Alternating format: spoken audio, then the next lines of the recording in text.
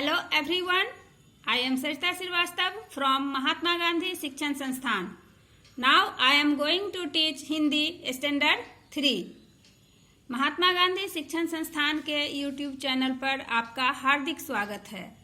बच्चों, आज मैं इस वीडियो के माध्यम से आपके पाठ्य पुस्तक मकरंद के पाठ 4 का प्रश्न उत्तर बताने जा रही हूँ। आप उसे देखेंगे, समझेंगे और उसी तरह से अपने अभ्यास पुस्तिका में बनाएंगे। आपके पाठ 4 में जो शीर्षक है सूर्योदय का देश।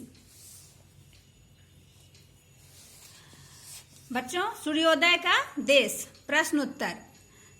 पढ़ना और लिखना भाग से लिया गया है यह प्रश्न उत्तर। प्रश्न 1 है कि पाठ के अनुसार कौन सा नाम जापान देश का नहीं है। तो पाठ के अनुसार जापान का ज्वालामुखी का देश नहीं कहा, जापान को ज्वालामुखी का देश नहीं कहा जाता है, इसलिए यहाँ पर ज्वालामुखी का देश लिखा हुआ है। ख में किमोनो क्या है। तो बच्चों, किमोनो वहाँ की स्त्रियां पहनती हैं जो कपड़े लंबे लंबे चोगे, उसी को कहा जाता है। तो यहाँ पर लंबे लंबे चोगे लिखा हुआ है। प्रश्न 3 है बच्चों कि फ्यूजियामा क्या है। तो जापान में एक ज्वालामुखी है जिसका नाम है फ्यूजियामा। तो यहाँ पर ज्वालामुखी दिया हुआ है। यह प्रश्न एक्चुअली में बच्चों आपका वैकल्पिक प्रश्न था। 3 विकल्प दिए हुए थे, तो उसको मैंने इस तरह से प्रश्न बना दिया है कि प्रश्न पूछने के बहुत सारे तरीके होते हैं, इसलिए आपको सभी तरीकों से जवाब देना आना चाहिए। अब प्रश्न 2 है बच्चों कि एक शब्द में उत्तर देना है आपको। क में दिया हुआ है कि फूल सजाने की कला। जापान में फूल सजाने की कला को क्या कहते हैं। तो फूल सजाने की कला दिया हुआ है, इसका उत्तर होगा इकेबाना।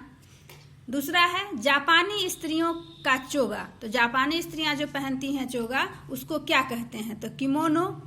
ग में जापान की एक प्रसिद्ध चीज। वहाँ की प्रसिद्ध चीजों में फूल है, मंदिर है, तो हमने यहाँ पर मंदिर लिख दिया।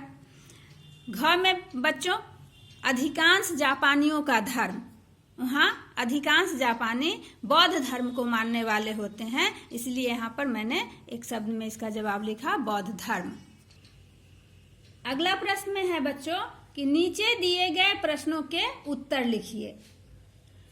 क में प्रश्न है जापान को सूर्योदय का देश क्यों कहा जाता है। तो उत्तर होगा बच्चों कि जापान में सूर्य सबसे पहले दिखाई देता है, इसलिए इसे सूर्योदय का देश कहा जाता है। प्रश्न ख है कि जापान में घर कैसे बनाए जाते हैं और क्यों।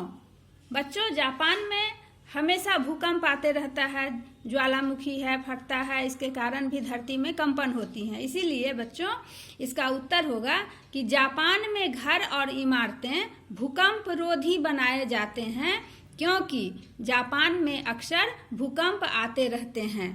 जापान के लोगों का घर अधिकतर लकड़ी का बना होता है, जिसके टूटने से भी ज्यादा हानि नहीं होती है बच्चों। प्रश्न ग में जापानी लोगों का स्वभाव कैसा होता है। उत्तर है बच्चों कि जापानी लोग सभ्य, अनुशासित और मधुर स्वभाव के होते हैं। प्रश्न घ में है बच्चों कि जापानी लोग अपने देश के प्रति कैसी भावना रखते हैं। तो उत्तर होगा बच्चों कि जापानी लोग अपने देश के लिए जान की बाजी लगाने वाले, अनुशासन प्रिय और अपनी परंपराओं में विश्वास की भावना रखने वाले लोग होते हैं। कोई भी मनुष्य बच्चों अगर अपने देश के प्रति ईमानदारी रखता है, विश्वास रखता है, परंपराओं को मानने वाला होता है, तभी उस देश का विकास होता है। इसलिए आज जापान उगते हुए सूरज का देश कहलाता है, क्योंकि वह जापान जो एक छोटा सा देश है आज बहुत ही विकसित है। इसलिए हमें हमेशा ईमानदारी पूर्वक सच्चे देश भक्त के समान अपने देश की रक्षा के बारे में सोचना चाहिए। धन्यवाद।